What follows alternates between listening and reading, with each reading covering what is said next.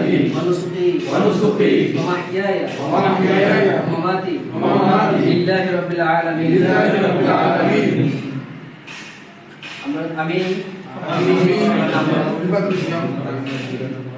ইসলামী ছাত্রদল বাংলাদেশ ফরিদপুর জেলা শাখার দায়িত্ব সদস্য মনোনীত হয়ে আল্লাহ রাব্বুল আলামিনকে সাক্ষী রেখে ওয়াদা করছি যে কাকে সাক্ষী রেখে আল্লাহ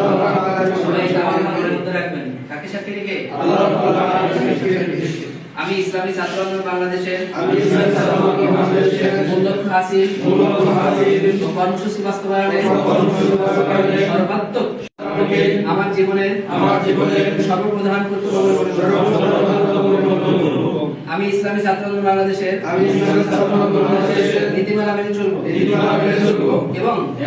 নিয়ম শৃঙ্খলা ও ইনসাফ বজায় রাখতে যথাসাধ্য চেষ্টা করব আমার উপর অর্পিত দায়িত্ব